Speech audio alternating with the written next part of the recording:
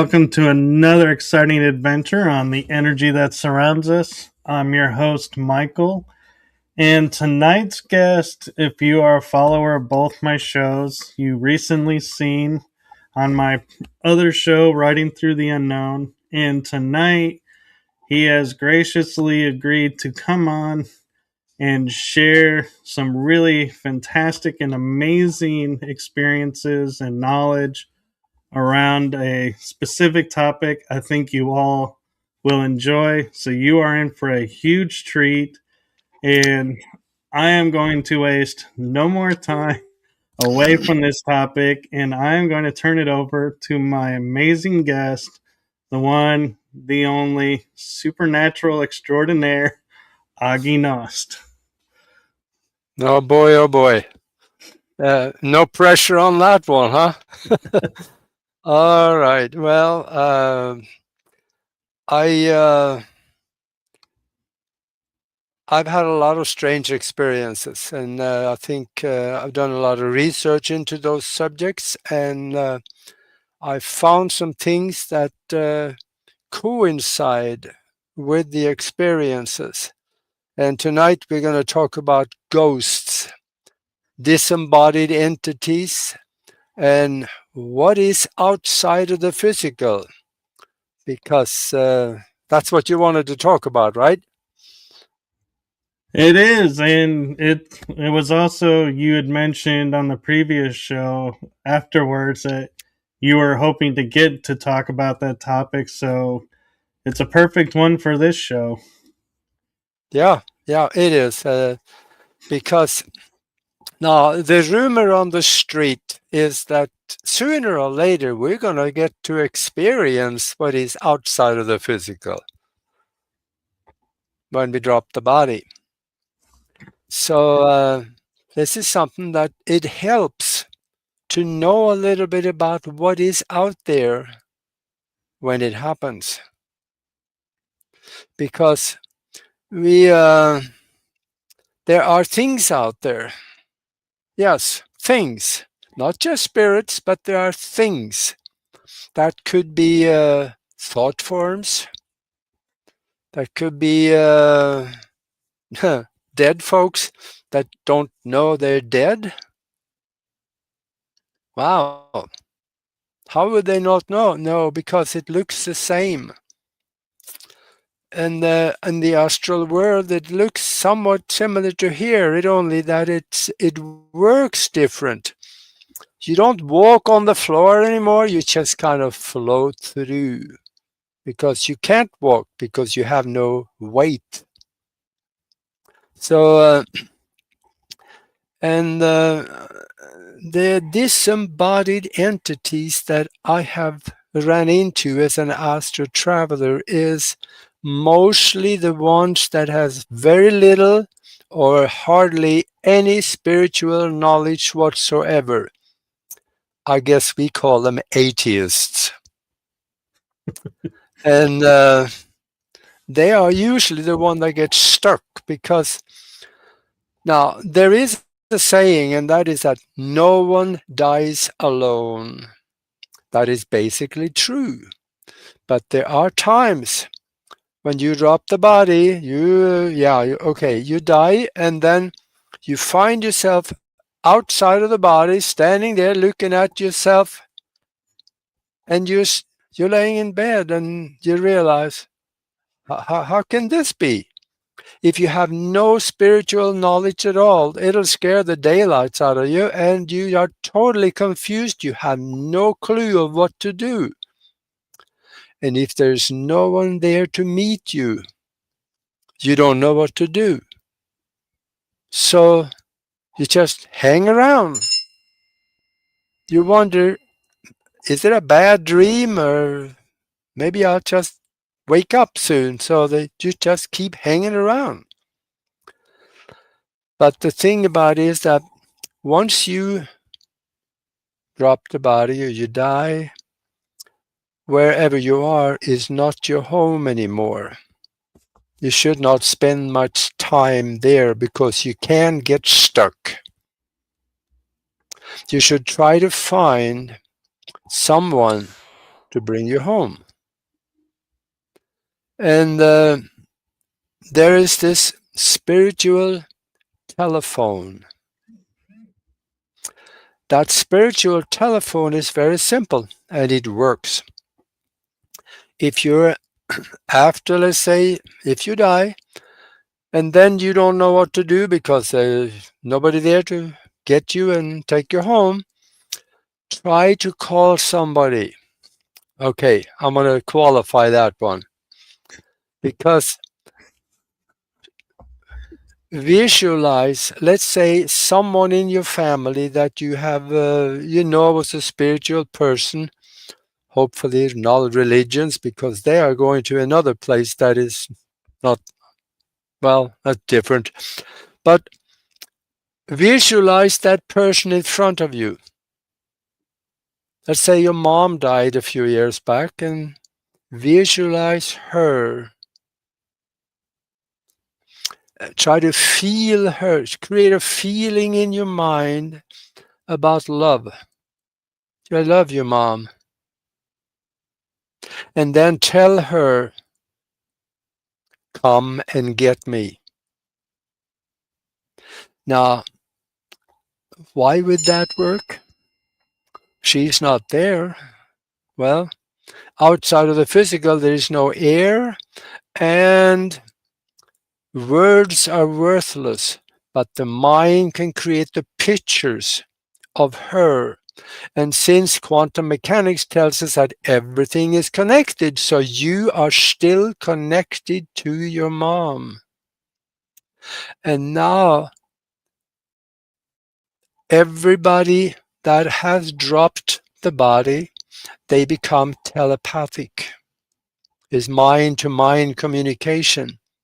She just might get the message. Mom, come and get me. And if it doesn't happen the first time, do it again. Because she will probably get the call and come and get you. Now remember one thing. When she comes to get you and you go with her, you are going to end up where she is. But it may be better than what you, if you're miserable where you are, that may be still better. So this is one way to get away from where you are after you drop the body. And this is something that we should think about because, like I said, the rumor on the street is that we're going to get to experience this one day. Well, only 275 years from now. And But I have an interesting question about that. yeah. And so, if we believe, because, I'm going to go with religion for a second, and religion says, oh, I'm in purgatory. But now purgatory, according to religion, is closed. What happens to you in there? Do you stay in there because you believe that it's still there? Or do you get to go somewhere else because it no longer exists? Purgatory is a man-made concept based on a lie. But because you believe it, you may end up in a place just like that. But it was man-made, created by the Catholic Church to keep people in line so they would believe what they were told and keep giving the Catholic Church their money. The same thing, if you are, well, let me give you an example. There are no specific rules for this that I know. I knew a guy here in Tucson. He was a sniper for the US Army in Vietnam. And he had, I think he said he had 20 verified kills. That's a lot. He murdered 20 people for the sake of They told him his country and his loyalty to the country, and he didn't know why he killed them.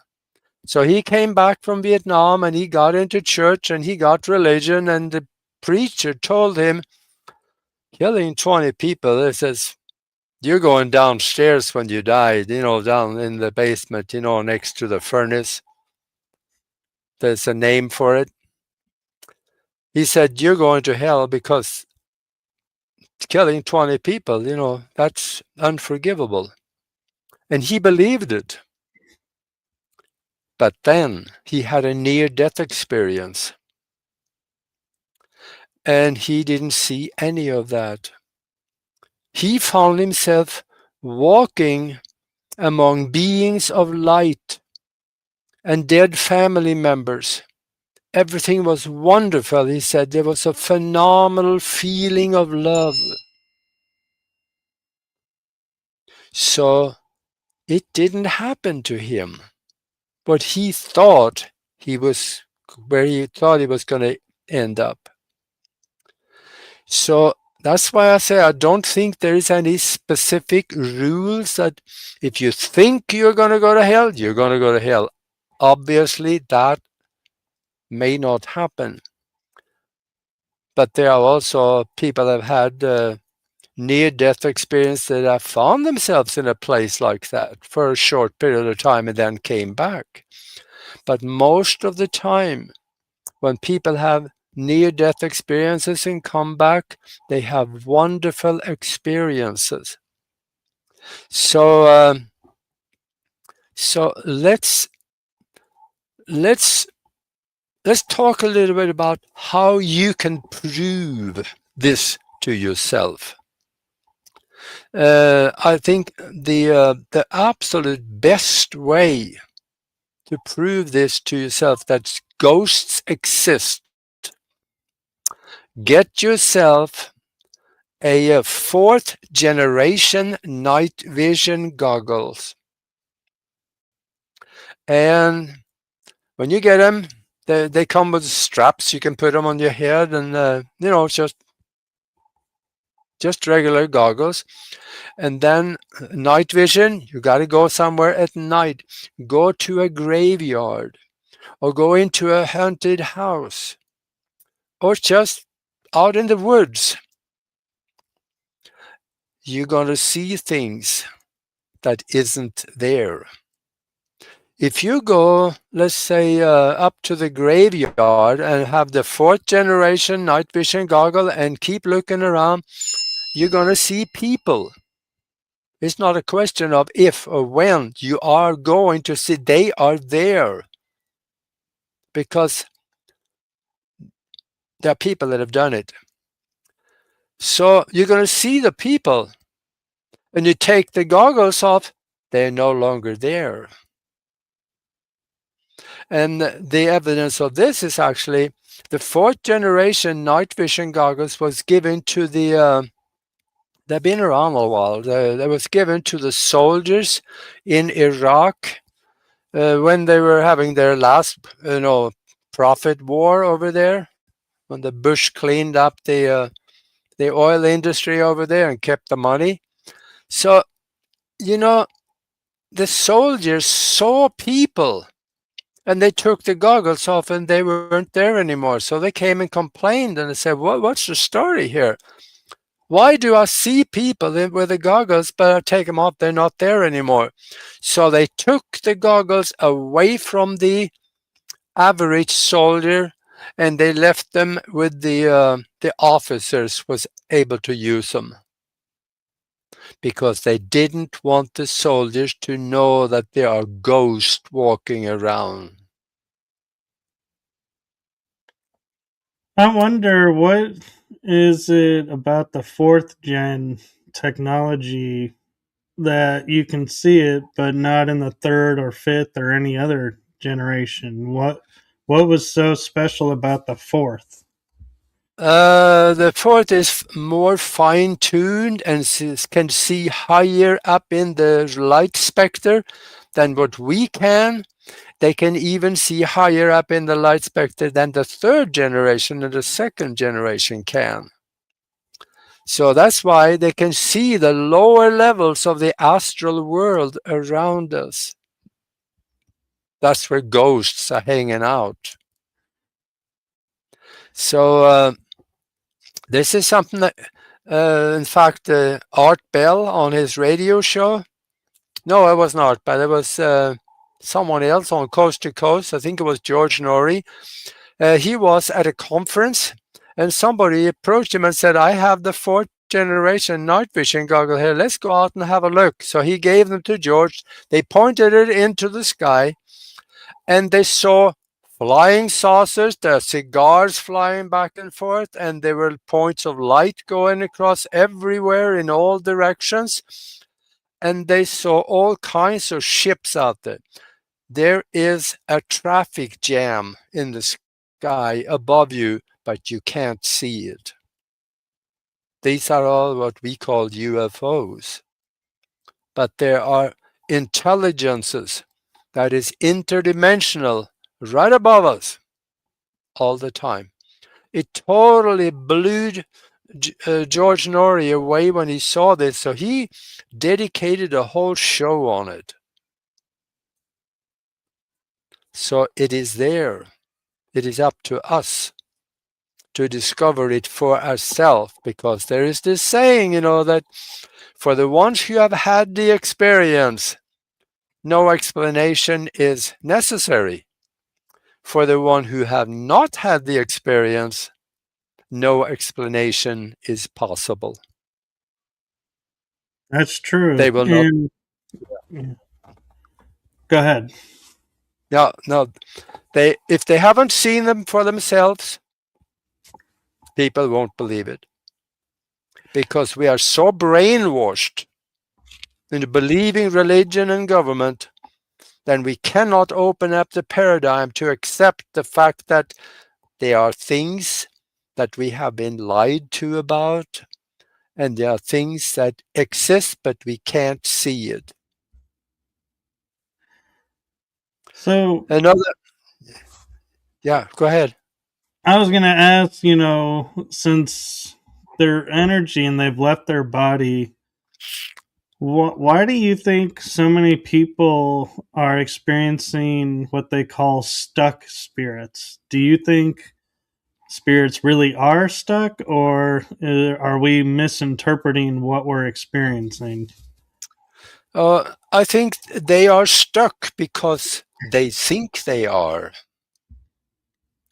Now they can think themselves out of there, use the telephone, or they can also visualize the light and go to it. Then they can end up going through the light or going through the tunnel. There's ways they can think themselves out of there and going home. But if they think that, oh, I'm screwed, I'm here, I don't know what to do, so they just hang around, then that's what they do. And I know they can be hanging around for thousands of years. I have a personal experience on that one. That was back in Europe, in Norway. Me and a friend, we engaged in a bet, because there's an old cathedral there. It's about 800 years old. Cathedral, huge thing. And they say that it's haunted. So somebody challenged us and says, I bet you don't dare to stay there overnight. Well, they locked the doors, so where nobody's supposed to be there at night. But we were there late in the evening, right before they locked the door, and we went and hid. And they locked the door, so now we were locked into the cathedral. And we sat there all night. And during the night, along the center aisle of the cathedral, we could hear people crying, walking up the aisle, and pulling something that sounded like they pulled chains behind them. We also heard music that felt like it came out of the walls. which they probably did because music can get stuck, in vibration in the walls. But we heard these people crying and screaming, walking up the aisle. It wasn't really loud, but it was loud enough for us sitting way in the back, up by one of the organs. We could hear it. And it scared the daylight out of me. We just sitting there, oh, that was not a good experience. And in the morning, when they opened the doors, we were the first ones out of there. Oh, God, I haven't thought about this story for a long time. Well, it's a fun But story now, but yeah, now it is. But let me tell you another thing that you can do for yourself. You can make yourself a little electronic instrument. And through that instrument, you can have two-way communication with disembodied spirits or souls. In 2000, in 1901, Nikola Tesla got a patent on a radio. Now, for those of you that know a little bit about radio, they also know that in 1901, there were no radios in the United States. There were a few of them at different universities where they were doing experiments with them. And there were less than 20 of these at different universities doing experiments. The first radio station in the United States came online in about 1921 or so, was authorized to be a radio station. So in 1901, he built this radio, and he had it sitting on a table in his laboratory. And in an interview, he explained it. And I think I almost can quote this because he said, "I was alone in my laboratory at night. I had the radio sitting on the table, and I was hearing voices talking back and forth in a language I did not understand. And it terrified me." So he was listening to something that was outside of the physical, but this particular radio picks up voices outside of the physical. And you can go to YouTube, put in the search bar the Tesla Spirit Radio, and you can listen to this. There's a lot of them out there on YouTube. You can listen to the voices of these spirits when they talk through the box that they have. Now, there's some static usually in it. I saw one of them that took that voice and ran it through a computer to clean out the static, so there was just a voice left, and we could hear it pretty good. He asked the spirit, "What is your name?" The spirit told him the name, and he said, "Where are you?" And the spirit said, "I am right here." Now that would alarm a few, being right there with him. And then they had a conversation with him. And that all came through the Tesla Spirit Radio. This is real, folks. And also there is, I think about a week ago now, I interviewed a guy on Broadcast Team Alpha. You can find it on YouTube. That is the guy's name is Tony Rathman, Rathman. He lives in Phoenix, Arizona.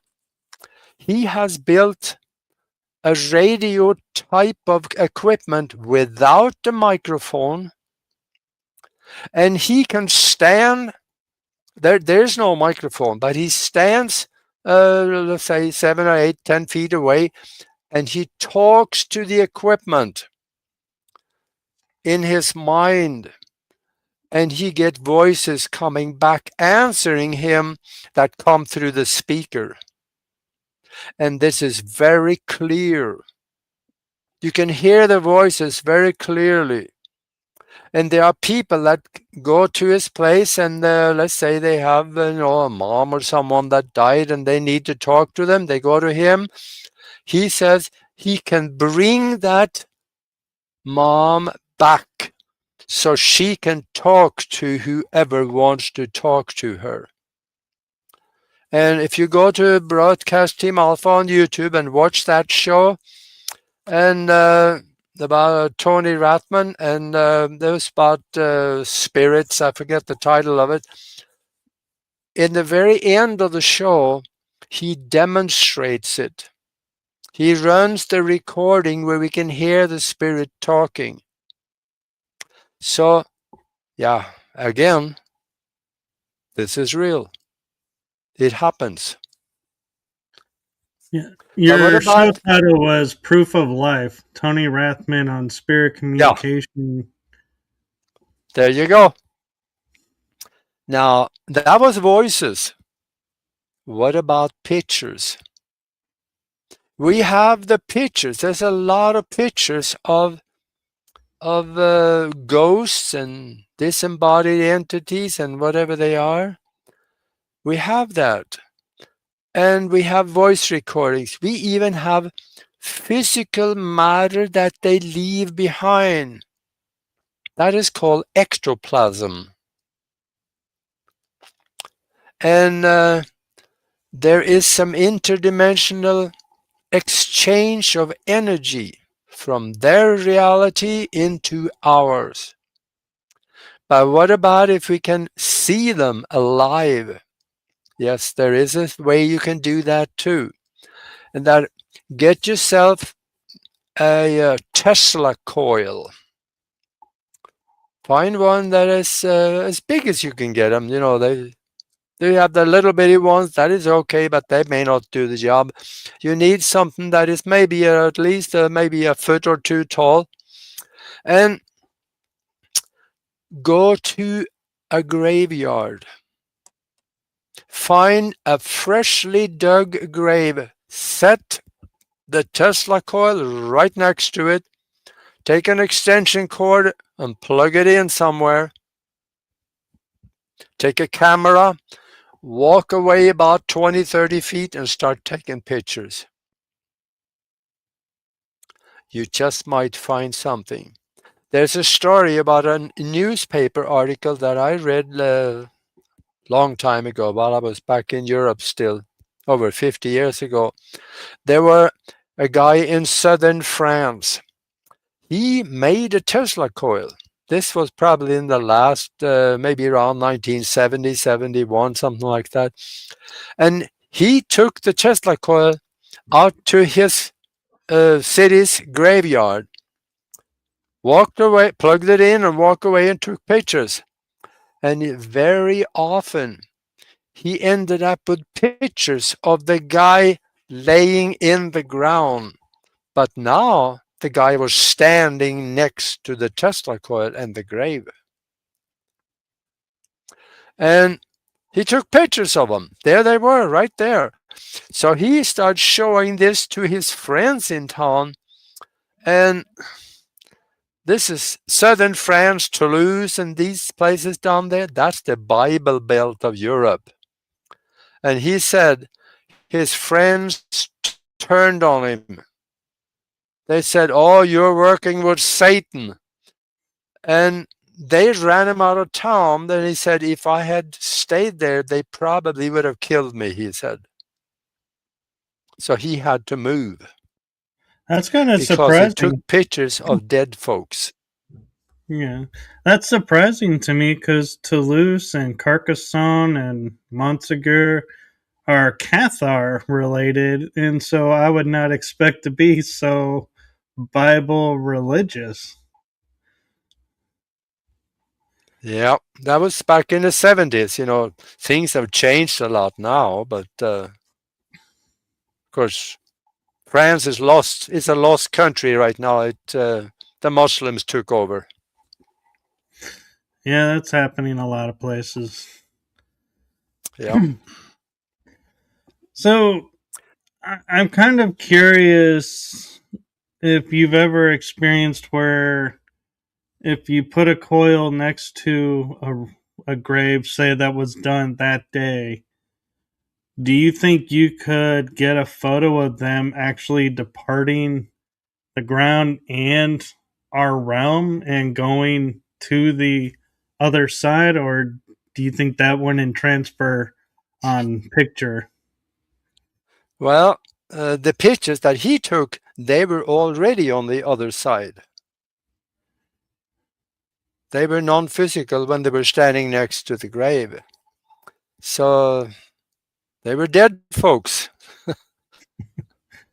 But I there is if you research the Tesla Spirit Radio and also Tesla coil. I saw something on that a good while ago. There were Tesla coil spirit communication. Google that and see what happens. There still might be there. But there's another one that is right here in Arizona. At the University of Arizona in Tucson, there's Dr. Gary Schwartz. He is creating some equipment where he can communicate across dimensions. And I think a couple of years ago he said, "Give me 5 years," he said, "and I will have a machine that we can call somebody." It's called the soul phone. We can call somebody that is dead, he said, and they will talk with us. Now, already he's been able to do that in the form of yes and no when they ask questions.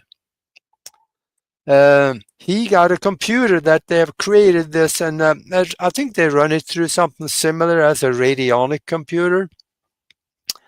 And he said that we can ask a question and the answer come back in the form of a yes or a no. There's a green and a red light on the computer. If we come back a green light, the answer is yes to our question. If it comes back a red light, answer is no to our question. And he said at that time, so far, he says, all the answers that have come back has been accurate. So he's talking to something on the other side, which some of them, they claim to be people. And there are other times when they just ask a general question about something in nature or something like that, and the question come back is yes or no. Don't necessarily need to be people, but there are something that answers the question that is not there, not physical, but it comes from across the barrier of the physical existence. I have what This may gets sound like a strange question for you as we're talking about this, and like you said, it doesn't have to be people. What if, like, a dog or a pet you had passed?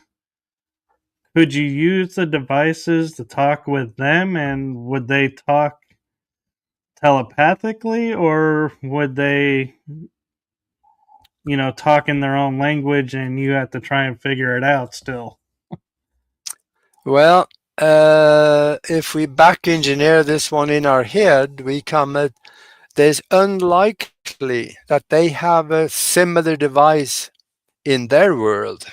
So they have to communicate telepathically, which the computer or the radionic computer will pick up and transfer into voice to be coming through the speaker.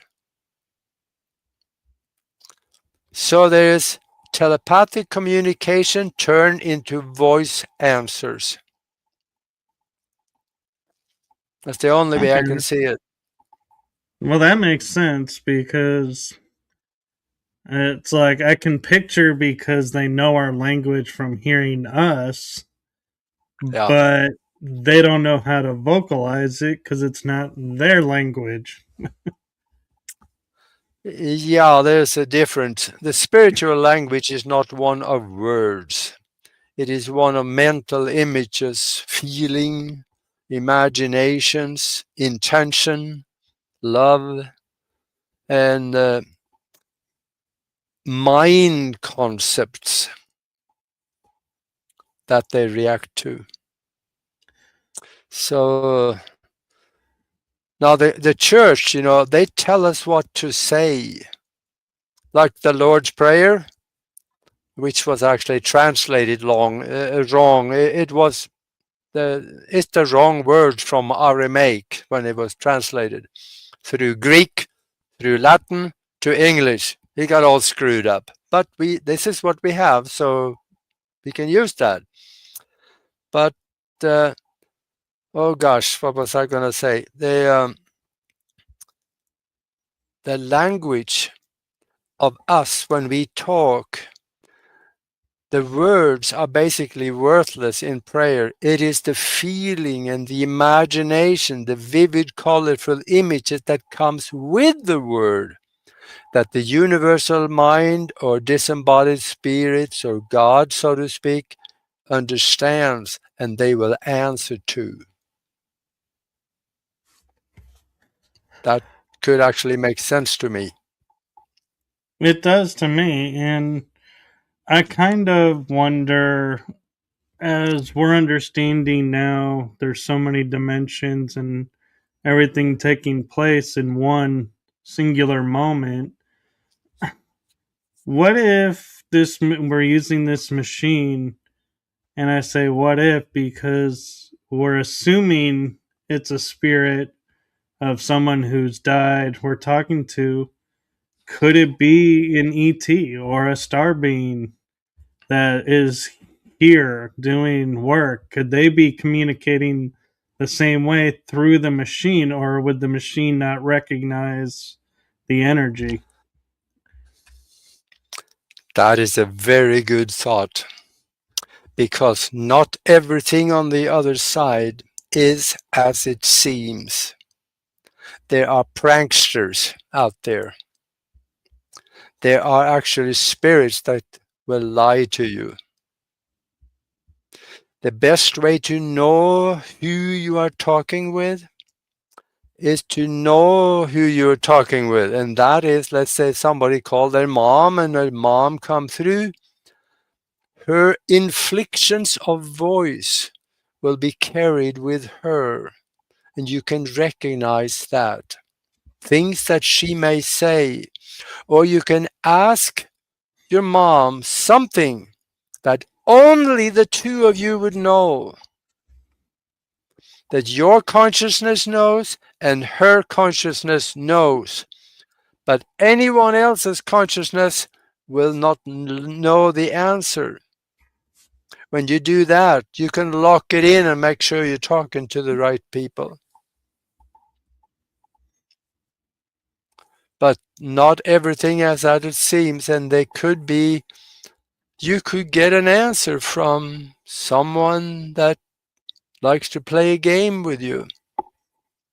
There's a lot of pranksters, especially in the lower astral worlds, because they're hanging around there. Some of them have never had a physical body. And they're wondering, what is it like to have a physical body, but they can't get one? So they are trying to make games and play with you, try to learn how you work and how you operate. I'm wondering now, as you say, you can travel on the astral plane. I know I can as well.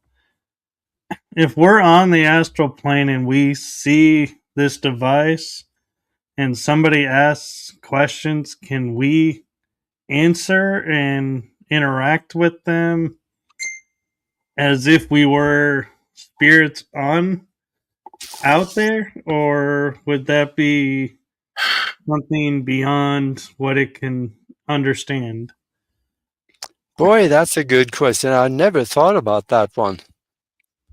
What comes to mind is that if we are out there outside of the physical and we're trying to communicate into the physical, we should probably be able to do the same thing as disembodied spirits would be able to do.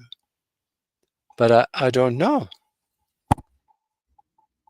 I'm not sure. Because I started thinking about too recently. We always say, "Oh, I wish I could go to this location and investigate."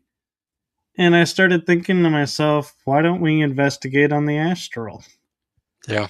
Would that work? Or would, because we're on their plane, would we not recognize we're interacting with ghosts or Yeah. spirits that are there, and therefore you can't investigate through the astral? Yeah. That'll be the way to do it. But having an astral experience, leaving the body, going out there, observing and participating thing and doing things, going investigating things, that is something that everybody can do that if they learn how to get out. It's simple. I didn't say easy. It's simple. But it takes a little practice. You got to go through some mind exercises to visualize yourself get out of the body and so on. It could take a little while. Thinking of myself, when I started decades ago, but I was still back in Europe, uh, I did it every night. And I know it was at least a month before I was able to get out. It could be a month and a half. I'm not sure. It was quite a while. But then again, that's me. I always had to work for things that I learned. Nothing came easy to me. So I just had to keep doing stuff. And that makes me kind of wonder too, when we go on investigations, and I'm sure this has happened to you, where you step foot on a location and you're like, I've been here before. Yeah. But you haven't been. Could it be, a lot of times people will say, oh, it's past life, but could it be you were there in the astral? Uh, I know there's at least two different ways that could happen. And that is that, remember, we are, quantum mechanics says that we live here in a mind created universe where we are connected to absolutely everything through the mesh of energy in our universe. So if you come into a town and it looks familiar, it could be because your subconscious mind is picking up the energy of what is around you, and it brings the mental images to the subconscious mind so you can start feeling familiar with it. That is one way that it could happen, but another one is plain and simple that it was a previous life that when you get there again, the familiarity brings up the knowledge of the previous life. That makes sense. And the reason I ask is I had an experience where I went over to a friend's house for the very first time. And I walked into her kitchen and I could tell her where all the dishes were. Like the plates were in this cupboard, silverware's in this cupboard. And she was looking at me like, "How do you know this?" And I'm like, "I have no idea." Of course, I didn't get invited back, but you know, my Uh, metaphysical mind said, "Oh, I must have been in a past life," but past life couldn't guarantee, silverware is in this particular drawer. And so yes, now I have to go and think about it and go, was I there in the astral and just remembered? yeah, or you picked it up from the mesh of energy that you are connected to every spoon in that drawer with. Okay. Because, Yeah, yeah, that could because be. experiences like that have always interested me. Like, we write off deja vu so easily, but a lot of times deja vu can't be, so easily explained like past life because Yeah, everything is different. And so we can't sit there and just blindly say, "Oh, I was here before." Because if you were, the land would be different. The layout yeah, would be most likely different. So there's no way to yeah. know what you know. That's right. That's right. Yeah, we just have to go with our gut feeling also a little bit because this is usually the subconscious mind talking to us. And Now, there's another way you can communicate with dead folks, and that is just because they died, they still know how to read. So let's say that somebody died 2 days ago and you are walking around the house and you can kind of feel them, write them a message. Like that happened to me here. There was an older lady that was living here with us, and well, older. She was a year older than me, but she died in early December, and I could feel her around the house for a couple of days. I could absolutely feel her, and I wrote a message, left it on the island in the kitchen. And I think another day or so after that, I didn't feel anything anymore. Now I wrote on the message, "You are no longer physical. Go to the light. Go home." And the thing about it is that she is not physical. She's outside of the physical. The physical is the box where we are. She's outside of the physical looking into the box. So it is just like looking in the mirror. Everything is backwards for her. So I wrote the message. You have to write the message, write it backwards, because then she can read it as it would be right for her. If you write a message to anything outside of the physical, write it backwards and they can understand it.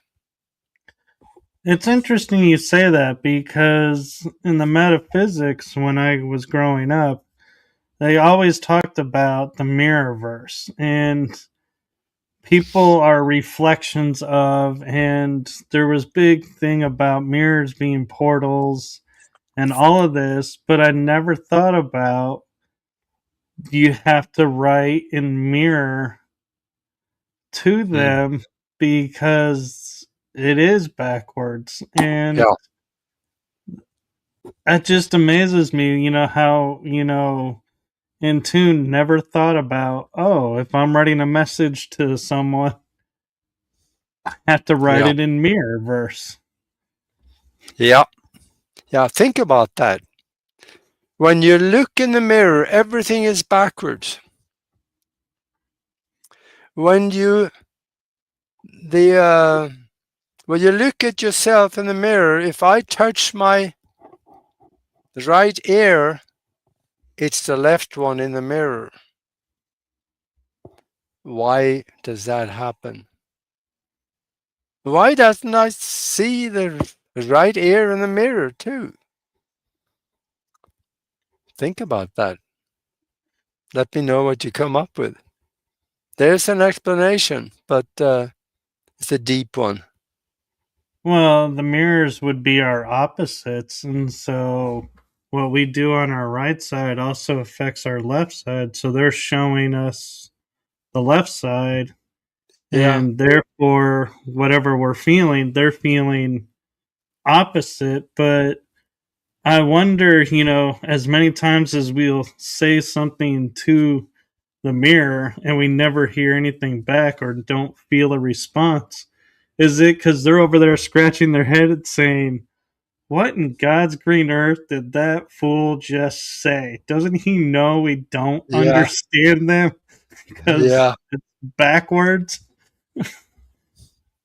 Yeah. It's a little difficult to wrap our heads around, but there's so many paradoxes out there that it's hard to keep track of everything. But the more we do, the more we research, the wiser we're gonna get. So we just it's our job to grow as much as we can while we're here, because once we drop the body, nothing changes. It even in the Bible, Leviticus, I think, is somewhere in there. It says, when you die, it is like the tree falls in the forest, it will lay right there. Nothing happens to it. Something to that effect. So whatever we have learned up to that point, that's all we have for this lifetime. If you decide to come back for another one, then you start over again with nothing. Yeah. And I think I just had Then a realization for your mirror question that might be an answer. We are ourselves here, but we're also ourselves on the mirror side, existing in two forms. So by us touching our right ear, ourself in the mirror verse is touching his left ear to make the whole connection, to make us one. yeah, but say now, let's say let's consider this panel right here. Let's think that is a mirror.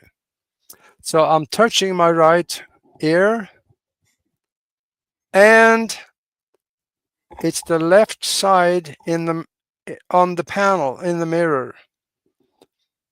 But if I touch the screen, which that doesn't work, there's no mirror here, but if I touch it, yeah, You have to touch no, the camera. you got to It have a won't mirror show. to make this work. Yeah, Yeah. but see, the thing is that then your finger is on the right side where it touches. So go ahead and play with this. So there's something here that switches, and then of course everything is backwards, right? No, it isn't. My head is still up and my feet are down, but this way it is reversed. Why isn't this reversed? I Anyway, wonder if it has to do with the way the mirror is it concaved or beveled or no, something? I no, wonder. they're usually flat. Well, yeah, they're concave mirrors too, but that's not it. But now we're getting into the weeds here. We should stay on subject, probably. Well, but Uh, if we think about it, if we're interacting with, the mirror and figure that out, we can understand why we can see images in mirrors mhm. that aren't there. And pointing case of that is there's a famous mirror in Louisiana at the Myrtles Plantation. They say is mercury glass, and they've replaced it, I believe, 6 times. And every time a handprint appears in the exact spot Really? on each mirror, and they say it's a ghost that's put his handprint there Hmm. and imprinted the glass. But they also talk about you can see spirits walking down the stairwell in the mirror, but Yeah. there's nobody there. And so I think if we can figure out, like you're saying, how we're in the mirror, we might be able to communicate with spirits through the mirror. Well, the mirrors are also portals. You can. I think we even talked about this last time. If you stand in front of the mirror, look in your left eye, and whatever message you send out, that can go wherever you direct it. There's also there are people that say they can go to the mirror and they can communicate with other entities in places far away. So I haven't Mm. done much with that, but this seems like it can be done. Well, and what's interesting too is if we look at the Matrix movie, the first one, Hmm. a lot of people don't remember, but when Keanu Reeves' character took the pill and was told to wake up and go into the real world, the first thing he did was touch a mirror, and the mirror Yeah, turned into this glob, liquid glob that all of a sudden took over his body, and he was in the real world. So it shows mirrors being the portals yeah, to different realms. And so, and yeah. I That's right. often I wonder if that's why too in the Victorian age when people died, every mirror was covered, and they said that was so they didn't return. Their ghost was the legend was their ghost would return, and to prevent it, you had to have the mirrors covered for a certain amount of time. Really? Yes. Huh. That's interesting. Maybe they were not so stupid after all back then. But Yeah. I'm Hmm. curious your thoughts though of the either myth or legend of if you put a mirror on every wall in a room, and I'd almost say even on the floor and ceiling, could you in fact trap a spirit or something in that room forever because every reflection it gets out of puts them right back? I don't know, but I think a spirit is very difficult to trap in a physical enclosure because they're not physical.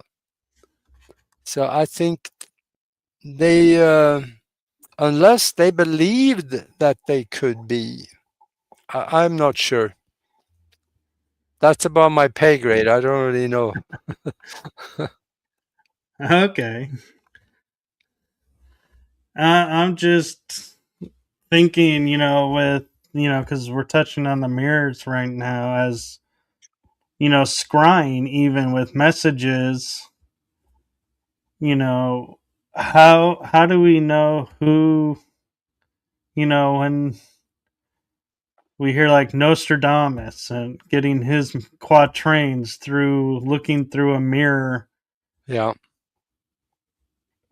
do we trust that that was a loving, benevolent source that was talking to him, or did he even think to say, "Hey, um, who are you?" Yeah. Yeah, I don't know. I have read some of his quatrains, and the people that interpret it, they say, "Oh yeah, that happened back then, and this happened, and this happened," and I don't see it. Yeah, I think it's written in such a way that you can see what you want to see, and it Yeah, can there you prove what go. you want to prove. Yeah, yeah, I think that was wise on his part, probably. So yeah. Now here's another concept, and that is that communicating with disembodied entities is telepathic. What if we could contact and communicate with extraterrestrials, interdimensional extraterrestrials? I think we can, because there's a process for this. There's the 5C. Uh,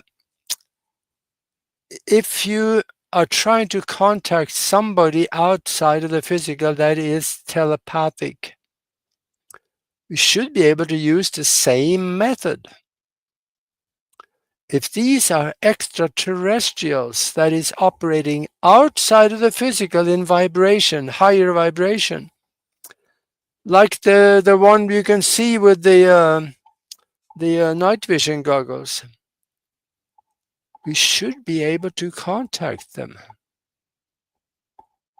Right. I've always, in the back of my mind, when I hear people say, "Oh, we have to point a laser in the sky to help them find us," I'd always hear myself thinking, this crap just traveled here potentially through wormholes or some time space differential. I don't think they're going to get to the planet in the outer atmosphere and go, "Anybody see that green light? Because we're lost now. We've reached the Yeah. pinnacle of what we can do. We need someone to directionally tell us where to go. Where are we supposed to meet again?" Well, I think they are pretty good planners. I think they have a plan for everything they do. I don't think they necessarily get surprised by seeing a green light, but they may be of interest and they investigate, but I don't know. I think the telepathic way of contact, I think, has more merit to it. So that's because I've done that and it worked for me. So I think we can contact them. Maybe, And I have a paranormal theory for you. We see like these shadow beings in corners watching us, and yeah, we naturally think, "Oh, this is a bad entity." Well, I started thinking about, what do we do before first contact? We're always told we would watch, see, about their culture, see about them, make our best, first impression. What yeah, if these shadow beings are ETs watching us to see, are these people ready? Are they going to be open and receptive? How are they going to react to us? yeah, And that's what we're seeing versus this dark entity. yeah. That could very well be. And a lot of people have seen those shadow people. In fact, I have at least two of them living in this house with us because I can see them every so often. Every so often, I see it at a 90 degrees away from my field of vision. I can see them out there, kind of like a tall gray substance, somewhat human form, little smaller at the top, and then, it looks like a kind of a person wrapped in a big robe or something. And when I look over there, poof, they're gone. There's a reason for this, and that is that the periphery of the retina in the back of the eye can pick up higher vibratory light. So they are slightly above our light spectre that we can see. But when we look over, then we look at it at the center of the retina, which cannot see those higher vibrations. So the people that is living here with us, I leave them alone. I kind of talk to them ever so often, not very often, but I talk to them and say, hey, I'm busy. I'm doing something here. Don't disturb me. Or just, I have told them many times, feel free to stay here, but watch the place so nothing bad happens. So I put them to work. They're watching over the place. They're earning Now, their keep. yeah, there you go. Now, whether they heard me or not, I don't know. But they are living in the house here with us. They're just here. And if they're living here and they're not in our way, why in the world should I try to expel them? I mean, they're okay. I have no problem with them. The only That's where I wonder, if there's two versions, because I hear of, and see people who are scratched by a shadow, and I'm like, okay, I yeah, get that. And I have an experience where when I was growing up and watching TV, like you're saying, I'd see him out of the corner of my eye, and we were making a game of it. Like, how close could they get before they could touch me? Would I, can they surprise me enough? And of course, I'd always turn and look at them, and they would disappear. But it makes me wonder, were we, are we around the benevolent shadows, which could be ETs, interacting, where you go to like a prison or an asylum where people have been tortured and emotionally left a yeah. emotional impact. Could that be a different type of shadow? I suppose everything is possible because there's this mind-created universe, So if we believe it is possible, I am sure it is. And Well, then again, ever so often somebody say, when I die, I'll have all the answers. No, you won't. you'll have questions you'd never even imagined coming into mind. Yeah, Is my thought. just because you're dead, it doesn't make you smart. Yeah. So going on your theory, that the mind creates what happens. Could Yeah. it be that these shadows that people that say, "Oh, they pushed me," or "They scratched me," is it a mental construct then that they formed because that's what they asked for and that's what they wanted to experience? I have to say yes and no to that because at the very core of everything, everything is a mental construct. But within that construct, I'm here, you're there, and there are others. And some of the others, they may not agree with what I'm saying. So there are things out there that may feel like, well, I've been living here for a long time and these people moved in and I don't like them, so get rid of them, and they try to hurt them. Or they're just flat angry for other reasons, so they can hurt anybody. So if they get strong enough emotion behind it, they can breach the barrier within the physical and their world. So That that's makes the sense. mental energy. Yeah, they can breach that barrier. And that's when you can get scratched, or you can see things, or things can happen.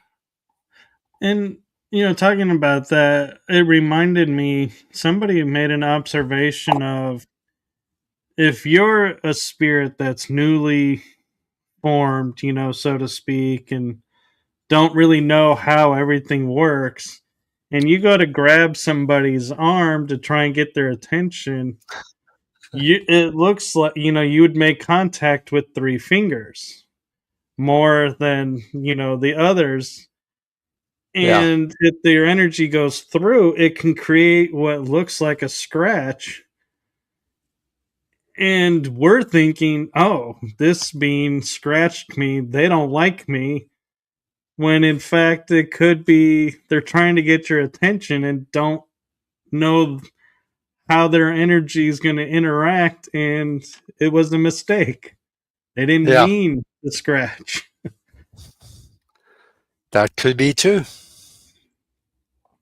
Maybe they don't understand. If it's a really strong emotion behind it, they may not understand their own strength. Yeah, that's when I started hearing that, and it got me to stop and think. Mm-hmm. I can't jump to conclusions anymore of, oh, I got scratched, therefore this is what happened, or Yeah, I got pushed, therefore this is what happened. Oh, I see this, so therefore this is what I'm seeing. Is I started to realize, wait a minute. When I see this lady walk across this hallway, I'm assuming this lady has always lived here and this hallway's always been here. But that lady could be in another dimension. yeah, And there's a window there that we don't see. And that's why there's no real communication between, because we're both in like, can you see me? How can you see me? What's going on? Where we're not sitting there going, oh, it's like that movie Contact where she's yeah, looking through the fog to creatures trying to communicate, and you don't know how, so you don't. yeah, yeah. And so, yeah, I feel like the paranormal world is, gone great to the point that it has, but it's got, in my opinion, it's only the tip of the iceberg, so to Yeah, speak, yeah. and need to investigate a whole lot deeper and a whole lot wider before we can say, yes, this is what's happened. Mm-hmm. Absolutely. Yeah, that's there's something to learn there for everybody. But we have to get off the couch to do it.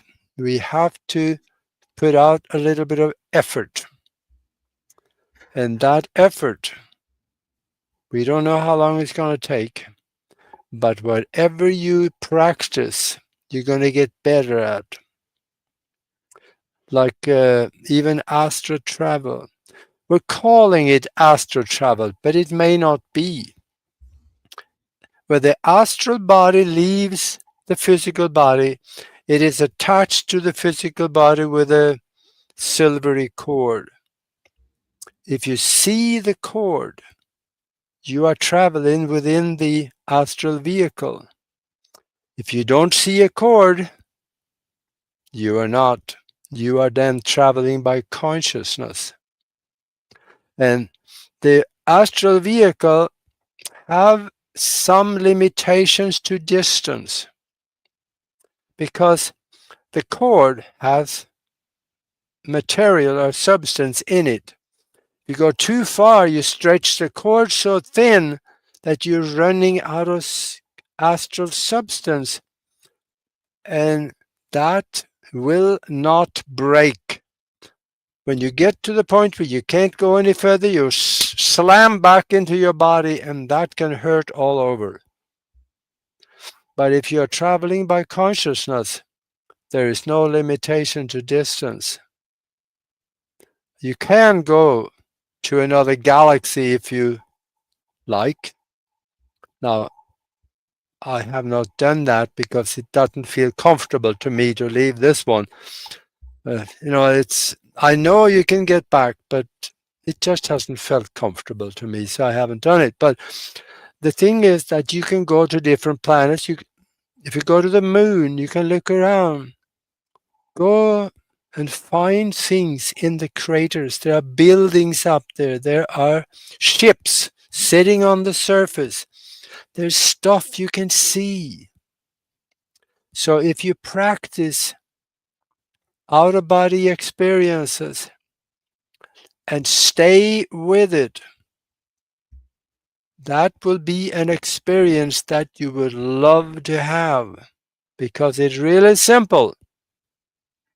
Let's say you lay down, close your eyes, relax the mind and relax the body, and then in your mind's eye, visualize yourself getting up, turning around, and getting out of bed, turning around and looking at yourself back in the bed. And you know what you look like, so you can, in your mind, you can see yourself in the bed. Do this every day. Some people catch on like ducks to water with this. Other people like me, it took me a month or maybe two, I don't know. But stay with it. Keep trying it, because there is a day out there when you actually will succeed. There's another thing to remember, and that is that there is this thing called astral blindness.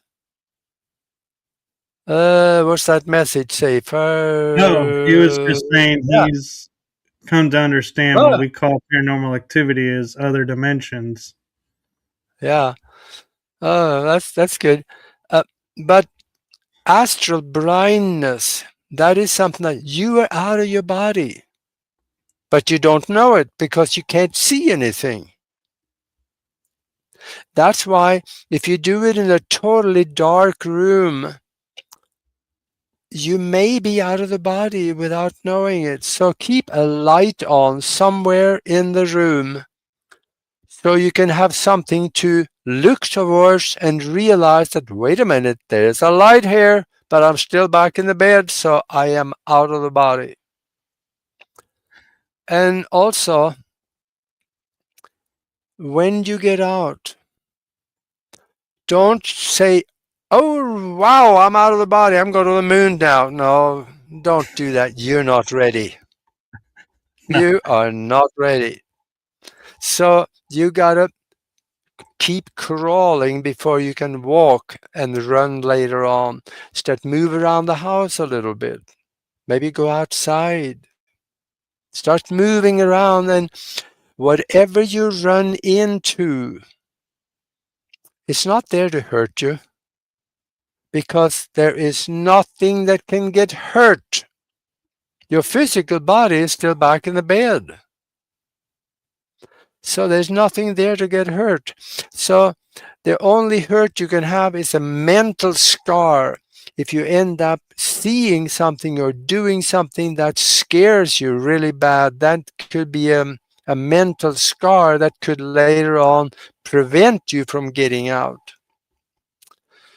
But whoever you see out there, I highly suggest don't communicate yet, because you don't understand the environment that you just stepped into. I agree, and I have two questions for you. Theories, actually. When you reach the end of the astral cord, as you say, but in that instance before you snap back, can you jump into consciousness and leave the astral body, so to speak, and free yourself of the cord and be able to go further. And the other question I just went blank on, so I'll leave you with that one.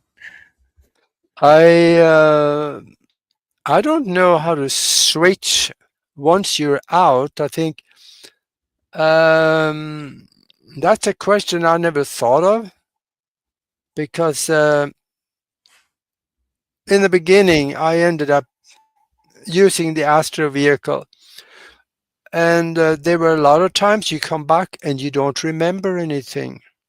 You remember there was something that happened, and this feels like familiar. I may have done that. You have glimpses of things, and that is because the astral vehicle, first of all, has no intelligence of its own. It only operates from memory. Whatever you have in your memory in the body, that's the intelligence that the astral vehicle have. Nothing more. So now, when you're out there, you can see things, observe things. If there are things that you don't know about, it is foreign to you. But you can learn. But also, in order for you to remember what you learn, you have to feed the information back from the astral vehicle through the cord back to the body. And that you do by consciously concentrating on what you have seen and observed or learned or done, and consciously feed that back through the cord back to the body. Otherwise, you may not be able to remember all of it.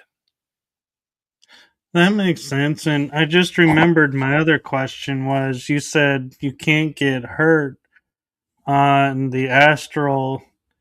And I have had experiences where I was astral traveling and I would wake up and like my arm on the inside like would feel like something hit it, or bruise on the inside, but there's no bruise marks or no explanation why I have it. And I always thought, well, I must have got hurt on the astral plane doing something. So if what you're saying is true and you don't get hurt, where does that pain come from?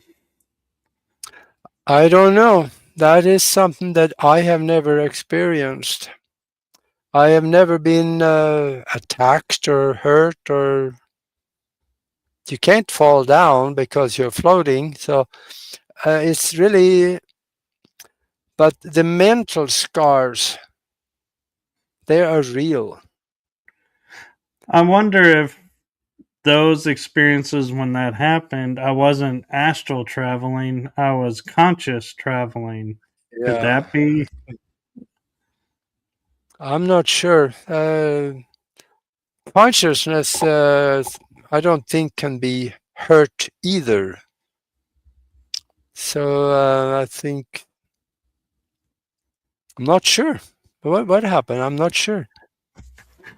Well, that's what this all is about, is nobody Yeah, really knows, and so it's I can't just come up with an explanation not being sure about what I talk about. So I can no, I theorize. yeah, Yeah. I respect that and I appreciate that, because and I'm the same way. And we have like 5 minutes left, and there is a question in the chat room, but I don't know if it's one that you can answer in less than 5 minutes. Do you want to give it a try?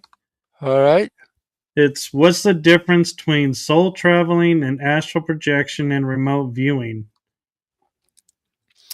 Let's deal with the last one first. Remote viewing is more so when you sit down and your mind is contacting through the unified field, the universal consciousness, and get an answer. Now, Tom Dongo up in northern Arizona, he says that when he remote view, he go to the place where he wants to see it. So imagine that both those things can happen also with remote viewing. But what you call soul travel is what I call consciousness travel. I think that is pretty close to the same thing. The soul have consciousness. It is not the consciousness that have a soul, but they operate in conjunction with each other. Where there is one, the other one have to be. So, and the soul does not rest in the body all the time. It can be out there doing things and other things, and the body is self-contained, working through consciousness. So, soul travel and consciousness travel, I think, works the same way. Astral projection, that is when the astral vehicle or astral body leaves the physical body on the outside, still connected with the physical body through the silvery cord, and you can go places, see things, and participate and observe. And then feed the information that you get back through the cord, and you will be able to remember. That's what a lot of people don't understand. Why don't I remember? I know I was out there. Yeah, you didn't feed it back. And I also wonder, astral projection, is that a form where we can time travel and experience and not interfere with time and, cause, that proverbial paradox of you altered the past, so now you screwed up the future? Yeah, that's a deep one. But remember, quantum mechanics has proven to us through repeatable scientific experiments that the past, present, and the future exist in the now. All the equations on the blackboard proves it, and they've done experiments where they have brought information from the past to the present and from the future to the present. So we have access. So then when we are, let's say, consciousness traveling, our consciousness have access to the past and the present and the future, which mean we can observe the past. If we can also go back and maybe relive the past. And while we do that, because we are in a mind-created universe, we could, this is my belief, and equations prove this could be possible, that we could actually alter the past. For somebody that want to look at this and find out if that's true, go ahead and Google the Helmut Schmidt experiment. Helmut Schmidt was a German scientist, and he did repeatable experiments where he altered the past. It's a very interesting experiment. So I think it can be done. Likewise with the future. If you thought about something and placed it in the future, it is there for you. You can go to that particular globule of information you placed in the future, and you can mold it, you can change it, you can add to it, and you can alter the future as well. Different than what you thought of when you placed it there. Boy, Yes. that got Thank you, and thank you for sharing all your wisdom and insights with us. And Uh, we always seem to run out of time to, as we're getting really into it. And so yeah, I appreciate your willingness to come back on and to continue talking about this with us. And I I will. thank you so Uh, much. I highly recommend for people.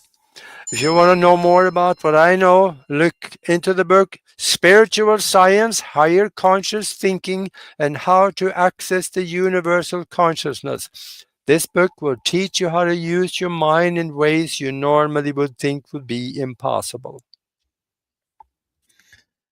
Yes, and where can people find that book? You find them anywhere where the books are sold, and try it on Amazon. That's the simplest way to get it. Amazon.com, and put my name in there, and then the book will come up. Very cool. And do you want to take a moment, Augie, and promote your YouTube channel and your broadcast Yeah, team Alpha? yeah, we could do that.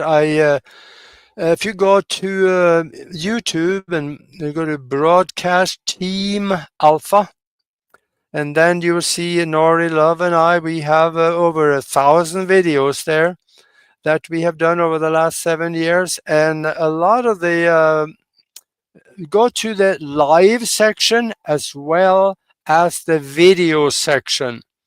I have a lot of videos in the video section where I'm teaching stuff like this. So you can go look at that, and then watch our shows on Thursday night at what is it, 7 o'clock East Coast time. So just go ahead and keep watching us, and if you're there, please subscribe. That'll help us a lot. Yes, that gotta help with Uh, the algorithms. And you have a website as well. yeah, that's broadcastteamalpha.com. And while you're there, go into the picture gallery. I got 5,000 pictures in there of things that shouldn't exist, but it does, like pyramids on the moon, and extraterrestrials, free energy devices, and just about anything that you're not supposed to know about. Wow, you are like an endless source of information, and just it is Well, amazing. And I've looked at the website and at the YouTube channel, and I have to say it is phenomenal. All the information that you've gathered and you share, and I like how you share it in such a way that you don't dictate what it is. You just pose a question. You're like, what do you see? This is what I see. What do you see? Or yeah, how can this exist? And it's like, yeah, that's a really good question. yeah. I learned a long time ago. I'm not trying to convince anybody, because then, I'm human. And sooner or later, I'm going to believe something that is wrong. And if I tell you about it and you believe it, then I misled you. So do your own research. Everybody out there, don't even believe me. Just go and do your own research. And you're going to be better for it, because then you know. If you just go by somebody else say, then you think you know. Very true. And one thing I like to point out, Augie, is if I say something and it turns out wrong, I go, well, I made my best conclusion by the information I had at that moment. Now that I Yep. know this, I'm changing my conclusion, and that's the human experience. We can always Yeah. change. Yep. And That's right. so, We do the best thank we you. can. That's all we can do. Yes, thank you for sharing with us and for coming back on so soon and being available. I know we were just recently on the other show, and I just you are a phenomenal guest, and I thank you so much. And thank you for what you do. And like I did on my previous show with you, I'm going to do it again if you'll permit. And that is with my heart and the heart of my show to you. Thank you for what you're doing for humanity. You're so welcome. And with that, we are going to call it a night. And I appreciate you coming on. And we look forward to having you on again as a guest. So be sure to like, subscribe, and follow along Broadcast Team Alpha and my channels, because you never know what's going to show up. And amazing information is there for you to watch. With Yep. that, I'm going to say good night, everyone. Good night. In the words of Spock, live long and prosper. I love that. Okay, here we go. Thought we were going. It glitched. Let's see if it'll work this time.